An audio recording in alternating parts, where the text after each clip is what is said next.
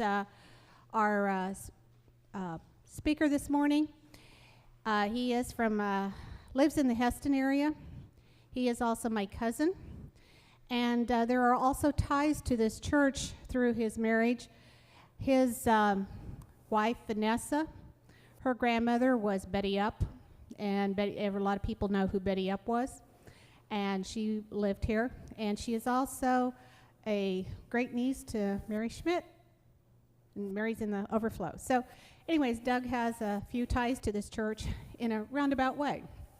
Doug is the police chief over at Hesston, Kansas, and when we were looking for topics in terms of what to do for this summer, right after the Orlando shootings in Florida, it kind of hit me, and I thought, wow, this world is not a safe place any longer.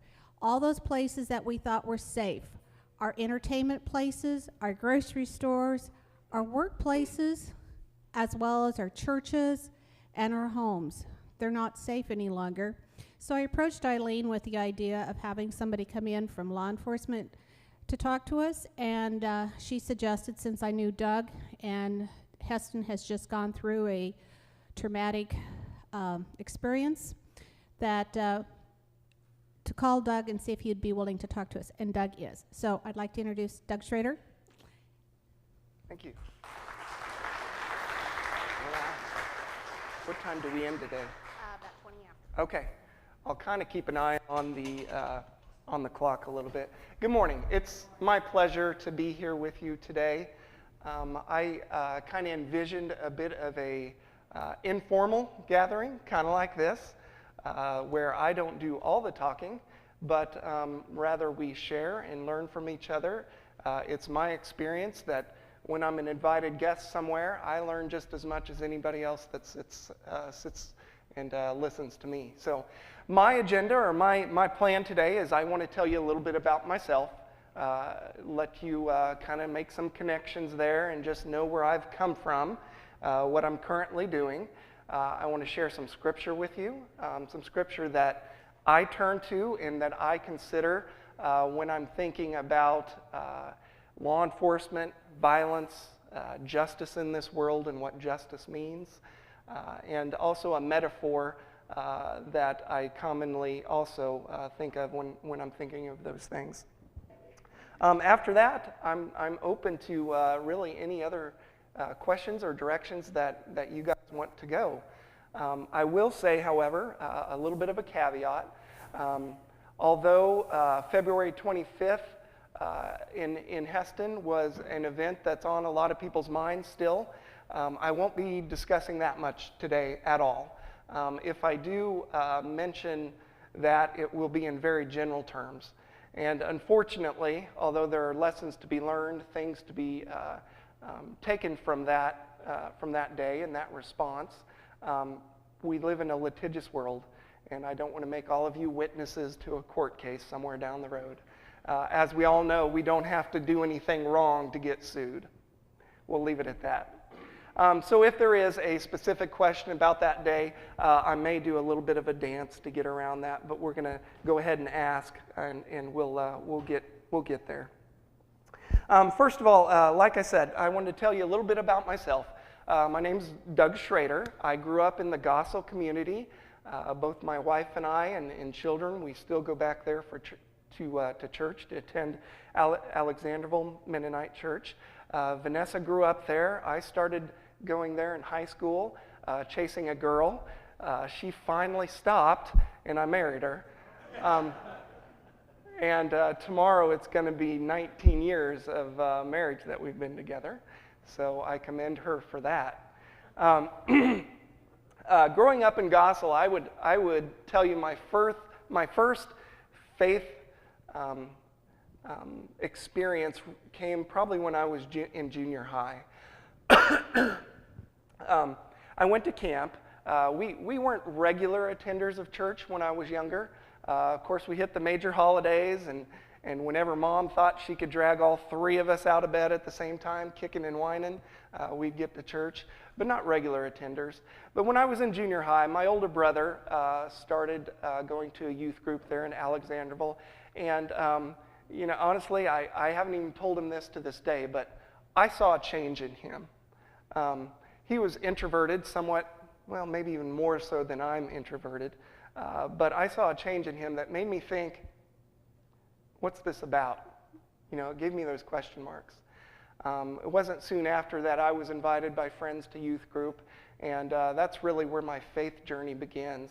After high school, well, let me rewind a little bit. My senior year in high school, as I found out this morning on the news, the internet is celebrating its 25th birthday today. So rewind, I'm 40 years old. Rewind, back when I was a senior, the computers were just kind of coming into the schools for usage.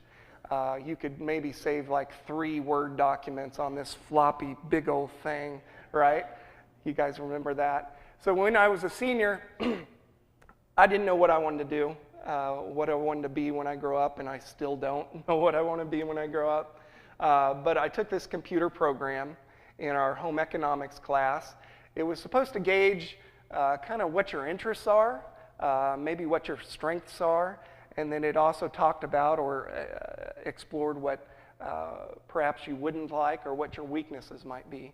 So I took this program, like I said, new to computers, new to all this, and it spit out that it matched me with teaching. And I thought, well, absolutely, that's a very admirable job. And now later in life, I know that I probably don't have the ability to do that. What our teachers do on a daily basis, I have complete respect for. But anyway, I thought, that's great, but I kind of like a changing environment. Well, I scanned down, and the computer program also matched me with professions that I would be least like, or I would least excel in. And number 1 on that list was law enforcement. So, 19 years later, my career 19 years later, I'm still in law enforcement. After high school, I went to Hutch Community College for 2 years, got my associate's degree in criminal justice. I was antsy to get it right out into the workforce, so I did soon after that. I became a police officer in Halstead. Started my career there. I was there for about 1.5 years. Meanwhile, got engaged and we got married while still working there in Halstead. In 1998, we moved to Hesston, where we've been ever since, and I've been employed with the Hesston Police Department ever since. We had 2 wonderful children, age 15 and 12. Sometimes wonderful, I saw that look. Wonderful children. I kind of caught the education bug a little bit later in life. I just finished my graduate degree at Fort Hays State, and I'm looking forward to doing some adjunct teaching at Central Christian College in McPherson this fall. So that's a little bit about me, a little bit of a nutshell. Again, we started going to Alexanderville. Well, Vanessa went there when her grandfather was a preacher, Mr. Aaron Epp, and we've been going there ever since. A couple of scriptures that I like to refer to, or that law enforcement officers typically refer to when we want to apply or make sense of the world. Because really, isn't that what we try to do? Don't understand all the violence, the upswing in active shooters and that sort of thing. Sometimes it just leaves you sick. Sometimes it makes you don't want to watch the news, but yet you feel like it's your obligation to watch the news sometimes. Just really conflicted. And so anytime you're conflicted, the best place to look is to Scripture and to turn to God. So Proverbs 28:1 is one that I hold very dear to my heart. The wicked flee when no one pursueth, but the righteous are as bold as a lion. And the reason why that scripture is so close to my heart is because it's engraved in Washington, D.C. at the Law Enforcement Down Memorial. I had the displeasure of going to D.C. in 2006 and seeing a very good friend and mentor of mine, Kurt Ford, have his name enshrined on that wall. That wall is it's way too big. It's incredible that we have to have a wall like that for that reason. But at the gates, at the beginning of the wall, it's kind of a football shape, and at both entrances, there's a great big lion statue, and that scripture is carved into the beginning right there. Isaiah 61:8, "For I, the Lord, love justice. I hate robbery and wrongdoing. In my faithfulness I will reward my people and make everlasting covenant with them." Another similar one, there's Proverbs 6:17 through 19. There are 6 things the Lord hates. There are 6 things the Lord hates, 7 that are detestable to him: haughty eyes, lying tongue, hands that shed an innocent blood, a heart that devises wicked schemes, feet that are quick to rush to evil, a false witness who pours out lies, and a person who stirs up conflict in the community. These are verses to me that kind of speak to justice, if you will. God is love. I firmly believe that. But we have free will. And with free will comes bad decisions. With bad decisions, it takes good people to try and make sense of those bad decisions. So it's important to me that Scripture shows me that not only that God is love and loves us unconditionally, that there are things that God does not care for. In fact, the Scripture says hate. God hates. Another one, Romans 13:1 through 4. "Let everyone be subject to the governing authority, for there is no authority except that which God has established. The authorities that exist have been established by God. Consequently, whoever rebels against the authority is rebelling against God, has instituted what God has instituted, and those who do so will bring judgment on themselves. For rulers hold no terror to those that do right, but for those that do wrong. Do you want to be free from fear and the one of authority?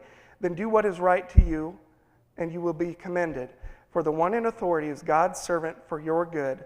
But if you do wrong, be afraid, for the rulers do not bear the sword for no reason, and God's servants, agents of wrath, will bring punishment on the wrongdoer." There is a number of national groups, Christian law enforcement groups. Badge of Hope is one of them. Fellowship of Christian Police Officers is another group that cling tightly to that scripture as their authority from God. You know, we have our earthly authority. The Constitution gives police officers the right to make an arrest. You know, under the 4th Amendment of search and seizure, it is a seizure of a person. It's the taking away of their freedom. So the Constitution gives us our secular, our earthly rights to operate in that way. But those groups would probably point to Romans 13:1 through 4 as the divine right to do so as well. Law enforcement has changed a lot. You know, back in the 50s and 60s, law enforcement officers were hired straight out of the military. It was considered the professional era of law enforcement. They didn't solve problems like they do today. If there was a law violation, they would act on that, and that was it. Today, we have a much different, much broader range of problems that we're expected to deal with. We wear a lot of hats. Even after 9/11 changed the game for law enforcement. All of a sudden, we realize that our home front can be attacked from outside sources. And so we're playing defense a little bit. The federal government, and rightfully so, acknowledged law enforcement as that first line of defense. Who's going to know what's better going on in Buhler, the FBI in their Kansas City office, or your Buhler Police Department? Obviously, your Buhler Police Department. If they were to develop some concerns, they would have other resources to reach to. But obviously, we had to become kind of a defender and think Homeland Security-wise, where law enforcement never really had to do that. We never had problems on our own soil. I think of the metaphor of being a guardian, and I hold that highly. A lot of people ask me, and being from a Mennonite, belonging to a Mennonite church, how I can do what I do. How can I carry a gun? How can I, if absolutely needed, use force to include deadly force? And I tell them that, it's not a simple, easy conversation, but I feel that I'm doing God's work. I feel that these evil things that people make the choice to do, I'm in a position where I can do something about that. So I feel like I'm a guardian rather than somebody and I'm not trying to tarnish this, but rather than a serviceman or military where we send them abroad to be the offensive unit in maybe a takeover for whatever reason. Maybe it's a corrupt government or whatever reason. Our United States sends our armies over there, and they're on the offensive. And I think that's the biggest difference between what we do as law enforcement and what the military does. Although law enforcement is quasi-military, we have a rank, a structure, a chain of command. Most of that is basically for communication purposes. Way back we looked at the military and go, they communicate pretty well. They do some things really, really well based in research and good practices, and copied a lot of that. So I would admit we're quasi-military, but the biggest difference is we play defense where the military sometimes plays offense. The guardian philosophy, again, is opposed to that offensive or military-like mindset. There is a gentleman by the name of Dave Grossman. He's a retired lieutenant from the military who travels the nation, very well known in law enforcement circles. Typically, if he comes to your state, he'll fill a room. He'll pack the house. He has a lot of good things to say. He's a very brilliant man. He's done a lot of research in the area of violence and active shooter and why that is kind of escalating in our society. But he said this, and I don't. Maybe I should have started this morning with, I don't expect everybody to agree with me. I don't expect that at all. I simply kind of saw my mission coming today as giving some food for thought and exchanging ideas. And as long as we're doing that and not keeping our heads in the sand, I think we make progress in society, right? We're being the good, as I like to say. But Lieutenant Grossman, he uses this, and law enforcement has kind of adapted the flock approach to this, and it'll make more sense here. He says, if you have no capacity for violence and you are a healthy, productive citizen, he says you would be a sheep. You're a sheep. If you have the capacity for violence and no empathy for your fellow citizens, then you can be defined as an aggressive sociopath, a wolf. But what if you have a capacity for violence and a deep love for your fellow citizen? Then you are the sheepdog, a warrior, someone who is walking the hero's path. Now, in his analogy, who are we leaving out? Very important player. The shepherd. And who's our shepherd? That's right. I did a quick Google search of how many times the Bible makes reference to God or Jesus being our shepherd, us being the flock. I wrote a few down. I'm going to read a few of them, but the quick search I came up with was in excess of 40. I would guess there's probably more than that. The internet was only invented 25 years ago, so it's not perfected yet, right? Anyway, Acts 20, 28 through 29. Be on guard for yourselves and for all the flock, among which the Holy Spirit has made you overseers, to shepherd the church of God, which he purchased with his own blood. I know that after I depart, savage wolves will come among you and not spare the flock. That was Acts 20, 28 through 29. Ezekiel 34:31. As for you, my sheep, the sheep of my pasture, you are men, and I am your God, declares the Lord. Psalms 81. O give ear, shepherd of Israel, you who lead Joseph like a flock. Psalms 23:1, a very well-known one. The Lord is my shepherd, I shall not want. Psalms 119, 176. I have gone astray like a lost sheep. Seek your servant, for I do not forget your commandments. And lastly, Ezekiel 34, 11 through 16. For thus says the Lord God, behold, I myself will search for my sheep and seek them out. As a shepherd cares for his herd in the day when he is among the scattered sheep, so I will care for my sheep, and I will deliver them from all the places from which they are scattered on a cloudy, gloomy day. I will bring them out from the peoples and gather them from the countries and bring them to their own land, and I will feed them on the mountains of Israel, by the streams, and in all the inhabited places of the land.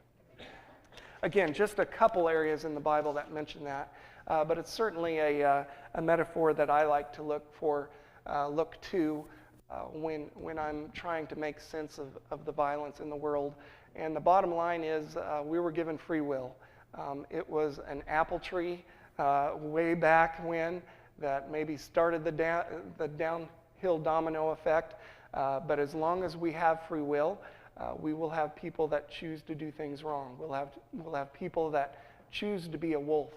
And wolves aren't always easily distinguished as well. I think our society is doing itself a great displeasure when we plaster people's faces on the media that has chosen to be a wolf.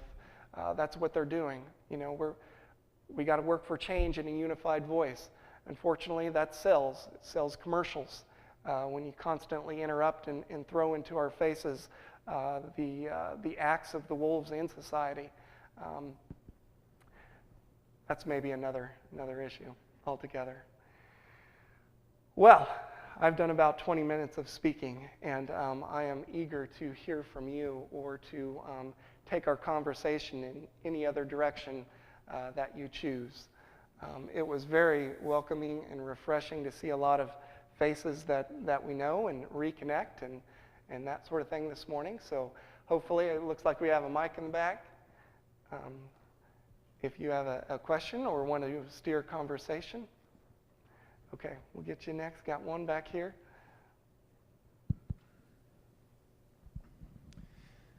Doug, what's the one thing that's changed for you since February? The one thing that's changed for me. You know,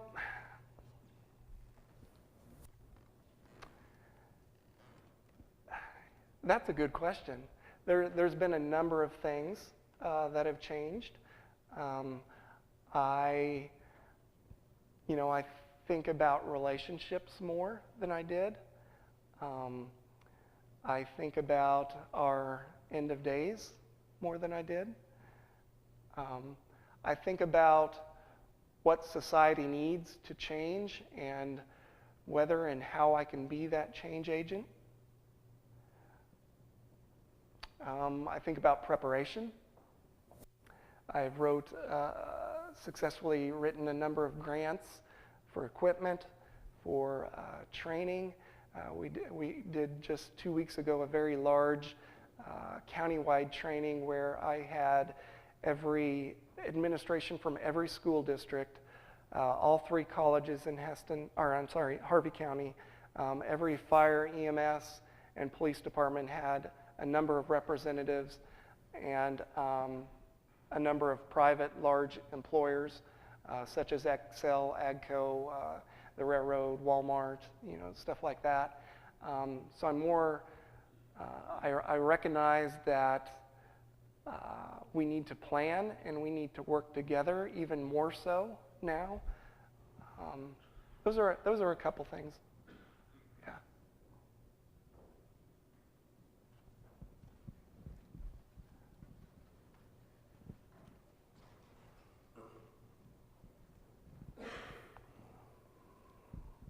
Yes, sir. Yeah, Doug. I believe the Second Amendment is the right to carry arms.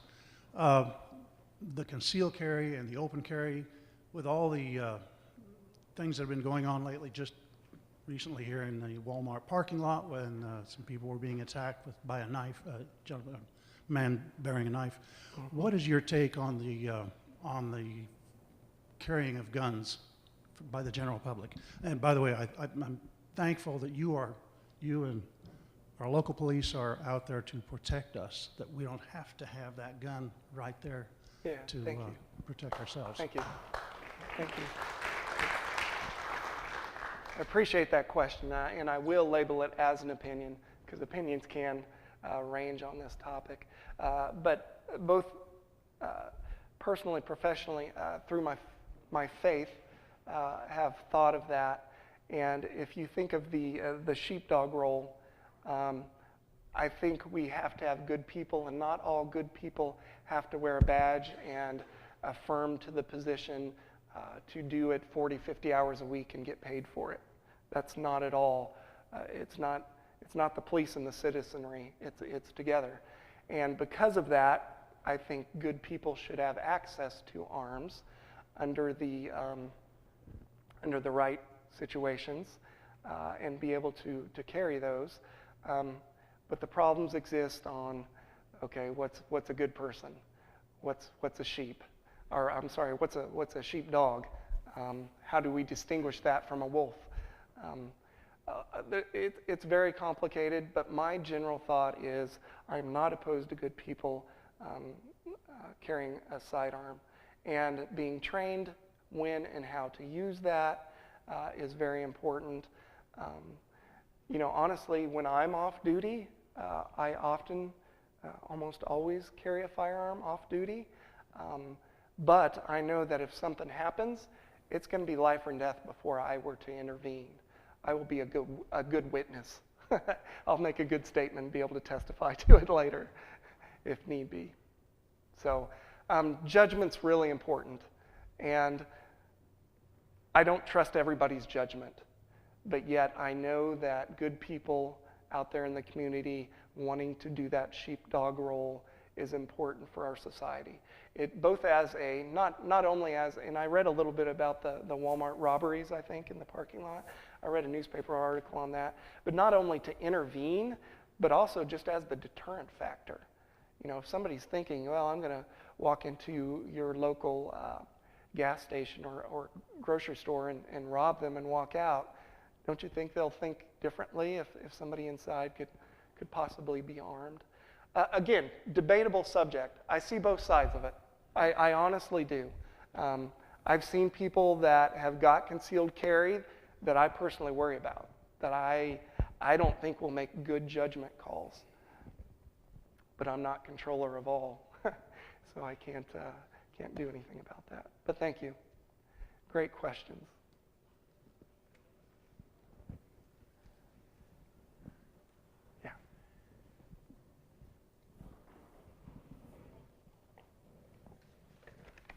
Dorothy, you know, I have had occasion to have a friendship with a officer who is now retired, but one of the things that I think we have observed is the tremendous self-discipline it takes to be an officer.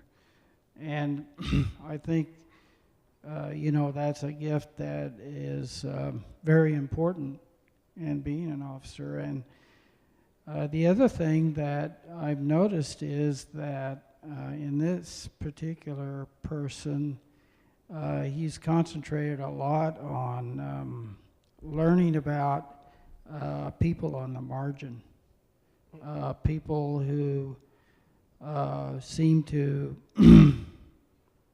end up, you know, making bad decisions. And it's very important to him to work with people that are on the margin, because that's where a lot of our discontent and bad decisions come from. So I admire the idea of getting out there, you know, in the education system and identifying families that are on the margin.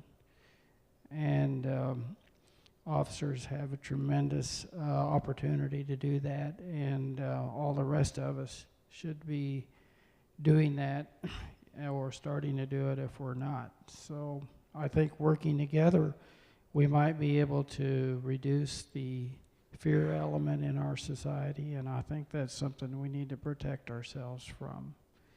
And just wondered a little bit about, you know, do other officers in your county, you know, have this relationship with schools and people that are on the margin?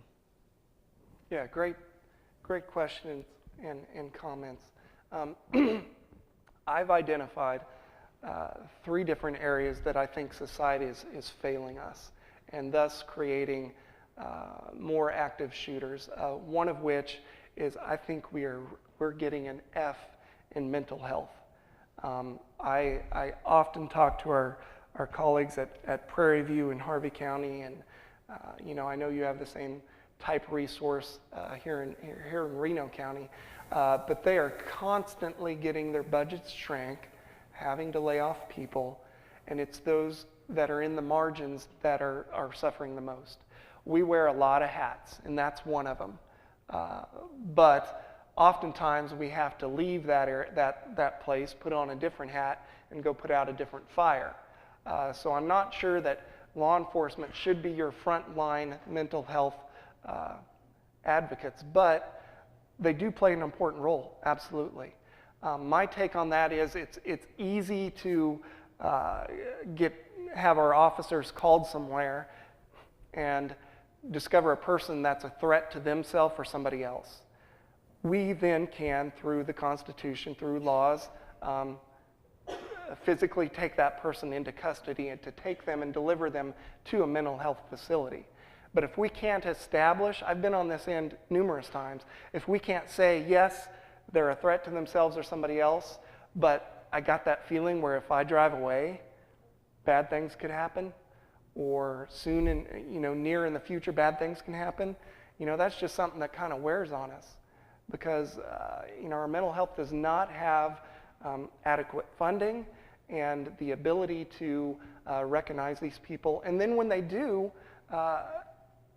you know, it takes ownership. It takes somebody, not only a good diagnosis of, hey, here's the problem and here's how we go after it. There's some medication, some therapy, some counselor, something like that.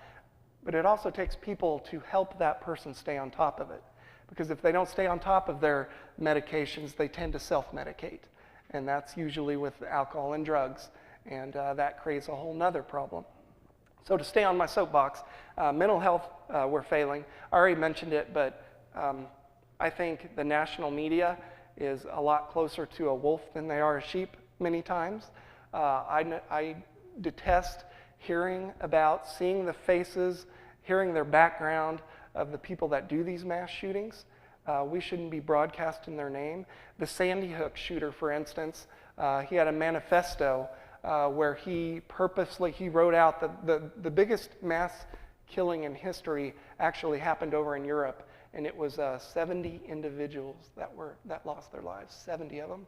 He wrote in his manifesto that he wanted to one-up that guy. His goal was 71 people. And the media puts his face on, and that's what these people want. And we got to stop giving them that. Third, video games. The violence in our video games. We didn't get here overnight, I understand. This has been a process that's happened throughout the years. But if you see even some of the violence in video games, it's detestful. We still good? Okay. It's detestful. So those are 3 areas that I think we as society problem too. Doug Schroeder can't fix it. The Buhler Church can't fix it. We need to join together and fix some of these things. Society problems take a society answer, and so we need to do that. Thank you. Say again. I say you're closer to Anabaptist theology than a lot of us are. I'm not sure how to respond to that. Is that okay? Thank you. Yes, sir. The question I have is, my daughter just got her learner's permit, and she read through the book, and then the parent gets a book to read through how to teach your kid how to drive and everything. And the one thing that I noticed wasn't in there is how you act during a traffic stop. I mean, it's a high stressful level. Yeah. So what do you like to see? You know, I'm not going to jinx myself, but it's been a while since I've been pulled over. And, you know, do you like to see him sitting there with the driver's license and, you know, or rummaging through, or do you like to have the hands at 10 and 2 at the steering wheel, and then while you're standing there, get the stuff? You know, the kids, you know, you just don't know. It's a high stressful level, and It is for everybody. yeah, For everybody. yeah, for everybody. And Yeah. and the book doesn't say what you're supposed to, you know. No. You don't want misunderstandings in Yeah. that situation. And I talk to our driver's ed classes every summer, and that's one topic I covered. And coincidentally, 2 weeks ago, our newspaper asked the same question and printed a little article in our paper on that. But, you know, generally anything that brings down the stress for everybody involved. Police officers at academy training, they're taught there's 2 types of traffic stops. There's the felony high-risk traffic stop, where you guys don't see often, but it's basically a bank robber type suspect, and they get stopped, a stolen car, something like that. So there's the high risk and there's the unknown risk. What's very much absent? The low risk, because we don't know that usually until the traffic stop's over. And then we go, that was obviously a low risk. But yeah, anything that brings down the stress level. Officers are also taught upon traffic stops and any contact really, that what's gonna hurt them are your hands. You're not gonna hurt them with your head. You're not gonna hurt them with your foot. So they are, when they walk up and say, greetings, I am so-and-so, the reason I stopped you, they're being cordial, they're introducing themselves, but they're also looking for your hands. Once they see your hands, stress level comes down just a little bit for them. So if I were to give some advice, I would say to, of course, immediately pull over far enough off the road that gives the officer some comfort that they aren't going to be run over. We lose just as many officers in accidents and that sort of thing as we do to felonious assaults in America. So that's kind of important positioning. So pull over for them, keep the hands on the steering wheel.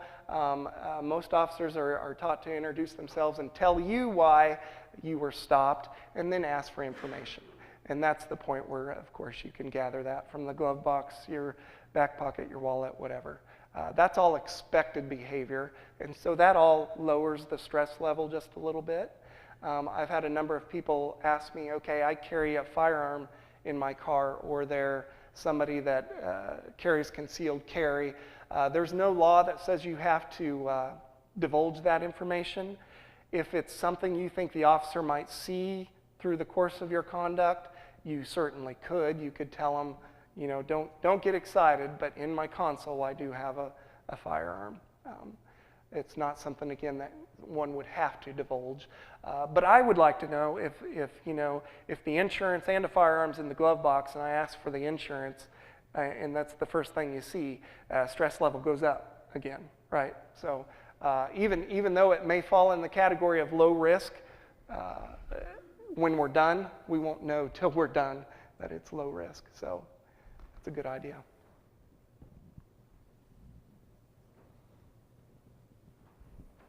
You mentioned, excuse me, violence in the video games.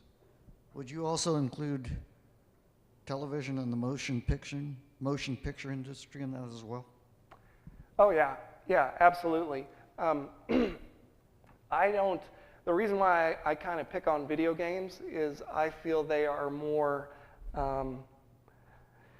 what's the word for it? Society has deemed it more, it's okay. It's more widespread and blessed.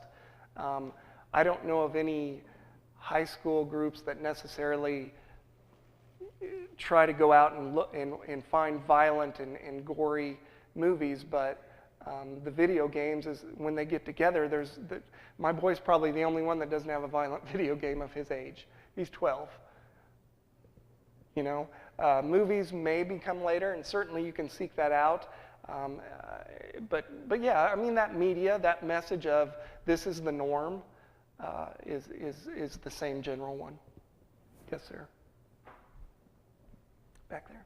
I sit on the regulatory compliance committee at UCO. Uh-huh.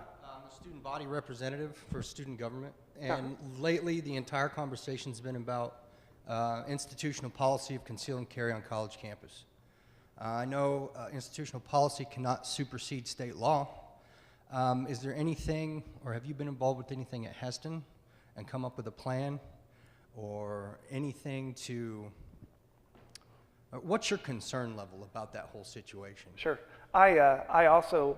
I sit on a board for Hesston College that looks at issues like security and these sorts of things. They have, excuse me, they have a little bit different situation being a private college and being of Mennonite college. They have taken the approach that all firearms, whether in dorms or cars, will not be tolerated, and people will be disciplined for having those on their property, which they can do. So we haven't jumped into it as much as probably you are, as probably the people at KU, K-State, WSU. And my take on it, I think, is the same. If we have an adult that can legally possess a firearm, I'm okay with it. Seeing as if they get the right training and they contain it correctly in the right situation. Now, what's the right situation? That's the difficult call.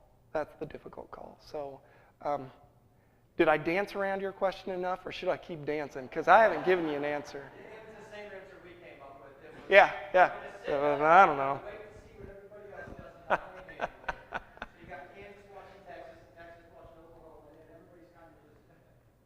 Well, and once you get it solved, you know, every July 1st, the firearms laws in Kansas change, so we can tweak them every year. Yes, sir. Yeah, right here. Can I just double up on that? Yeah. So if we're talking about institutions and preparedness, what about a church like this? What are, I mean, knowing our background a little bit, knowing who we are, what we stand for, how can we be both innocent as doves but wise as serpents in terms of gathering, realizing the situation, but practicing the best practices without going, you know, all of us carrying weapons and having a machine gun turret up front? Oh, absolutely. Absolutely. I would answer that this way. Part of that training I talked about is that we had everybody from schools and colleges. It's called ALICE, from Alice Training Institute. It stands for Alert, Lockdown, Inform, can I spell ALICE? Counter and Evacuate. Counter being the fight portion. Another way of thinking of that is a trademarked phrase from Houston is run, fight, or hide. Run, hide, and fight. Let me get them in the right order. Run, hide, or fight. And these are, what we're doing is we want to teach people what their options are should the worst happen. Should the worst happen, like if right now, while we're talking in this area, somebody were to come through the door with a firearm wanting to do significant damage. We want to teach people that their options are to first evacuate if you can, secondly hide if you can. It's not real applicable here, but you hear about lockdowns in schools where they lock the door, barricade it, shut the blinds, make themselves a hard target. That's what we mean by hide. And then lastly, it comes down to an individual decision. Are you willing to fight, to physically do that? Alice uses the term counter, and I like that because it doesn't give the stigma of fight, but yet they talk about how one of these active shooters are so intent on what they do. If you do anything to disrupt it's called OODA loop. It's an actual term. It's another thing from the military. A fighter pilot tried to define, you know, they have to have spot-on skills, right? Reactionary. And so he did some research, and I can't exactly tell you what it stands for, but something about observe and evaluate and act. So if somebody were to come in the back room, if they were to have a book thrown at them It gets in their OODA loop, their cycle of what they're trying to do. It prevents them from doing what they want to do so quickly. So not necessarily a violent response to it, but one that can buy time, one that can allow for more people to evacuate, reduce casualties, and reduce fatalities. So I can't, especially in a Mennonite church, I can't, and I wouldn't feel right telling you that if you don't fight somebody, if you don't physically repel them, then you're not doing the right thing. That's up to you. That's your own decision. And that's something we can talk about in a group like this, but it's going to look very different when it actually happens. You may find that you're more capable or more willing to do one or the other, to counter or to evacuate or to lock down, barricade, hide. So that's kind of my take on it. Yes, sir? I know, in fact, after the incident do I have 5 minutes? Yes. Okay. I know that after February 1st, February 25th, my department, myself, received a lot of support from the Mennonite community, certainly from my church, community members. I also know there was some negativity, and because of I didn't act in a pacifist way, a true pacifist way. I think that's an area that I personally probably differ with some people of the Mennonite faith. If somebody were to break into my house to do ill will to my family, they will be confronted and they will be turned away. I respect somebody that says, I will not for any reason do any violent act. I respect that. I've chosen a little different path. I've chosen the path of the sheepdog. I don't really necessarily like how Lieutenant Grossman says it has the capacity to do violence. I don't know that I have the capacity to do violence, but I have the capacity to play defense when defense needs to be played. Lost my train of thought. I was going to branch into something else there. While I'm trying to think of that, one other quote that I hold dear along these lines is from Edmund Burke. He says, "The only thing necessary for the triumph of evil is that good men do nothing." I don't want to be one of those men that do nothing to let evil triumph. When evil comes to my door, I'm not going to do nothing. Again, a personal preference, and I completely respect anybody else's that might be opposite, or even more along the offensive nature. Last story I want to share with you. Soon after, and this is something dear to my heart, but soon after I got back to work, it was probably May. I had an office visitor that is a retired Mennonite pastor, somebody that I respect very much. And he came in and he broke down and he said, "Doug, I do not own a gun. I will never own a gun. But through the last couple months of reflecting, I've realized that a Hitler has to be stopped." Even that can look different to different people. But how much different would our world look if a Hitler hadn't been stopped? Again, not trying to persuade anybody along my thoughts, my feelings, but that's something that I feel that through prayer and scripture, I'm comfortable with going to my Lord and saying, when it's my day, I'll say, hey, if I'm wrong, I was wrong, but I felt like I was right, so I did what was right, and I did something. I didn't let evil triumph by doing nothing. Thank you so much. Oh, follow-up question? We do have a minute. Go ahead. Well, you touched on something earlier, and so did Jim.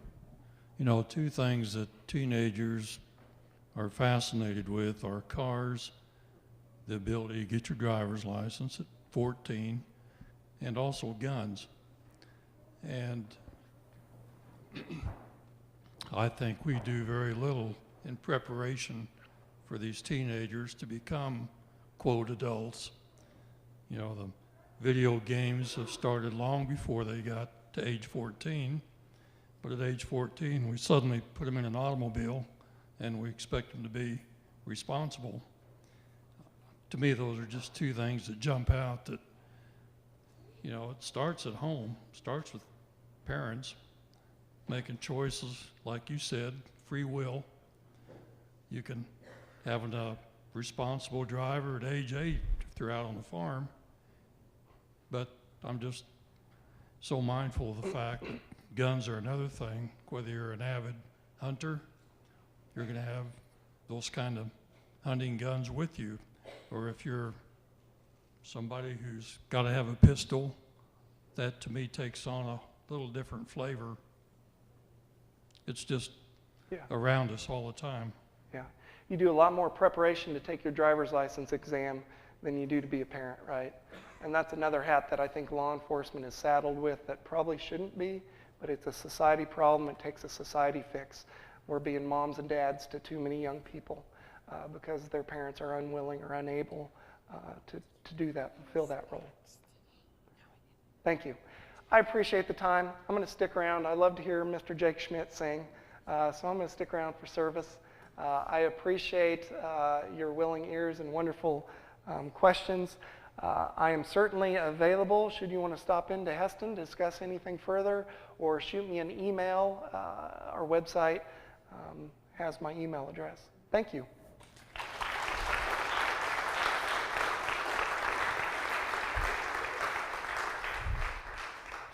Thanks, Doug, for your testimony. And I think this was very enlightening for me, and I hope it was enlightening for everyone else, because it is a tough job, and our police force is getting a tough rap in today's society. So thanks a lot, Doug. And I am providing lunch for Doug, so he doesn't have to rush out of here right after church. So. Okay.